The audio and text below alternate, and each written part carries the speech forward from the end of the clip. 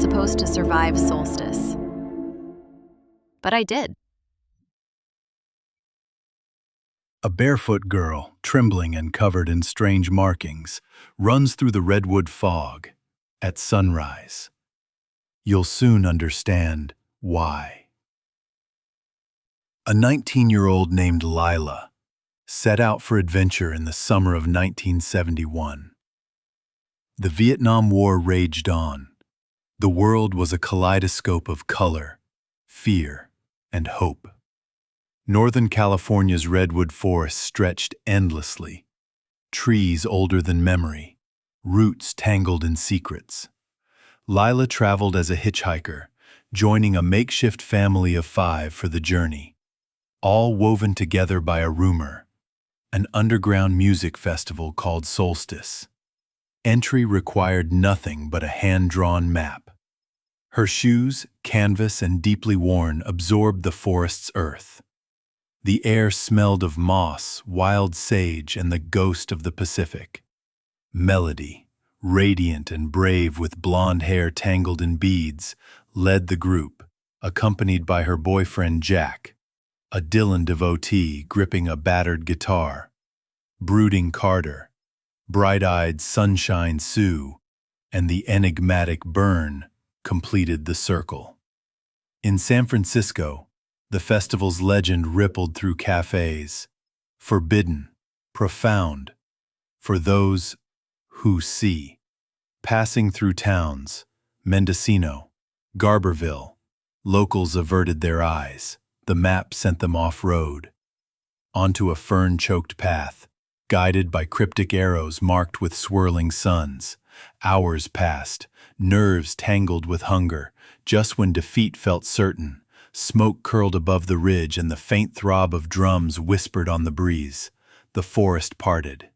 In a clearing, hundreds gathered around bonfires, a stage cobbled from driftwood and metal, all humming with music, echoes of Jefferson Airplane, wild laughter, willow-thin dancers painted in ghostly clay.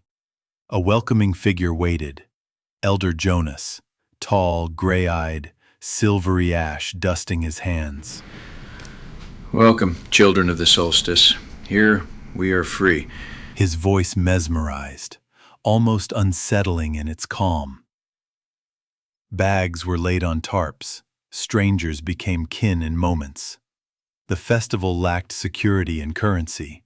Meals came from chipped pottery. Bottles of wine passed lip to lip. Stories whispered under leafy canopies. Night fell. Bonfires drew dancers like moths.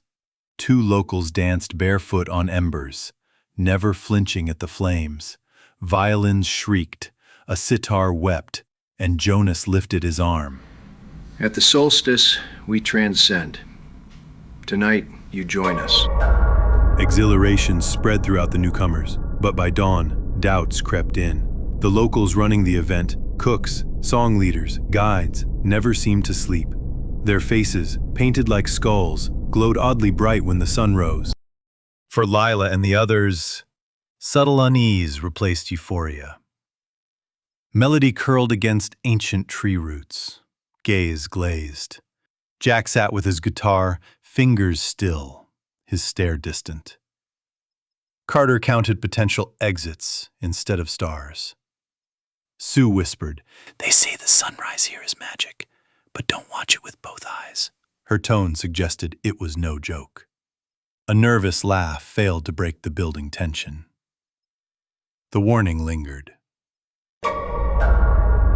On the festival's second night, the atmosphere thickened. Wild costumes, trance music humming through ancient trees, laughter swinging between delight and exhaustion. Hour by hour, the line between guest and host eroded. Elder Jonas lingered nearby, observing with hooded eyes, repeating, Only those who truly see can remain. Carter observed the hosts. No calluses on their hands, yet they hoisted heavy loads with ease. One barefoot man seemed to drift rather than walk. Sue dismissed Carter's suspicion, but his unease offered little comfort. As midnight neared, locals began a procession, faces painted, each holding crescent moon lanterns. Melody and Lila trailed behind, curiosity overpowering caution.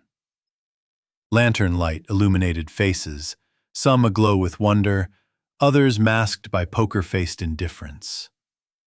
Unfamiliar words swirled in the night. The group was led to a mammoth bonfire, Jonas's voice breaking the night.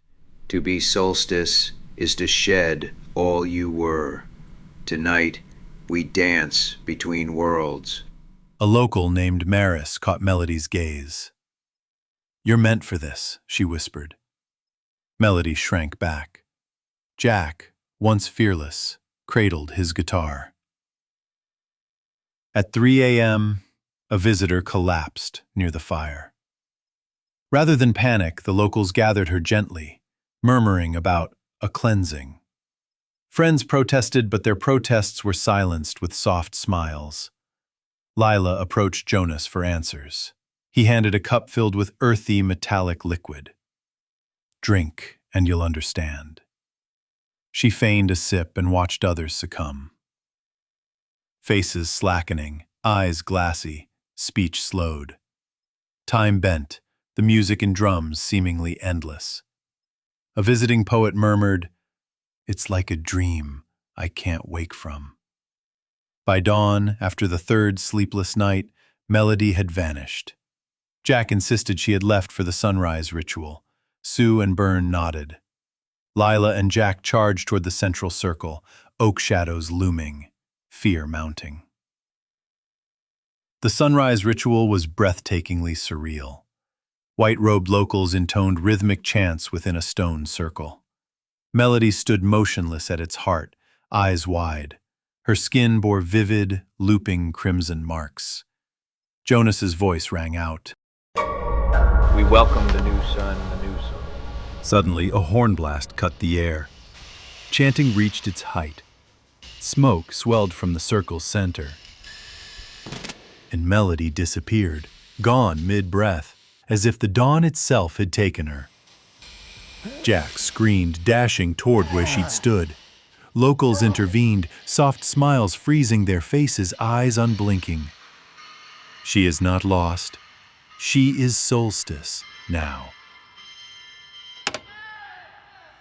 Panic gripped the remaining visitors. Carter demanded flight. Sue's laughter melted into broken sobs. Byrne vanished into the trees. Lila and Jack turned and ran, the drumming still echoing from distant campsite. The woods twisted, time lost meaning. Lila's feet bled and arms stung, the same marks now seared into her skin. Then, at last, a break in the foliage. Sunrise split the trees. The festival had vanished. Police discovered Lila near hypothermic on a logging road, feet bare, her arms and legs patterned with spirals of burnt umber and red. The account she provided was fragmented. The officers listened carefully. "They became something else," was all she could say. Lila, the sole survivor, spent the following year haunted by nightmares. No record of solstice could be found in official archives, and the forest clearing showed no sign of ever existing. Friends Jack, Carter, Sue, and Byrne remained missing. Melody, too, had simply vanished. Garberville journalist Alice Marino received a cryptic letter from Lila in 2002 and launched her own investigation. Missing person filings, police logs, whispers of cults. The deeper Alice searched, the stranger the details. 2 loggers reported seeing dazed kids at dawn with sun symbols on their faces. A park ranger reluctantly admitted, "Every year, just before solstice, folks disappear. The redwood eats them." Digging through town records, Alice found a grave belonging to Jonas Perry, Elder Jonas in Ferndale. He died 6 months before the festival allegedly took place. Longtime locals claimed Jonas never aged. Official documentation, however, insisted he passed away long before that fateful summer. Alice published a feature article. Locals were divided. Some accused her of stirring up trouble. Others produced tales of hearing music drifting through the redwoods or finding mysterious sun symbols on trees. Eventually, Lila left Northern California, changing her name. At certain solstices, her arms would inexplicably bear the same strange markings, bright and raw after vivid dreams. The greatest twist emerged in 2006, a cache of Super 8 film footage purchased at a flea market. The reels depicted a wild redwood gathering, dancers in white robes, a stone ring, a barefoot girl with tears streaking her face. Law enforcement could not explain the discovery. Alice's article gained notoriety. The official missing persons investigation remained open. Faded flyers reappeared every summer. The forest offered no answers. 50 years on, Solstice endures as an urban legend, retold beneath the redwood canopy on long summer nights. The missing were never found. The secrets remain buried in endless green silence. Lila, still haunted, lives with the lingering trauma and the unanswerable question: was this a cult, a crime, or something older than both?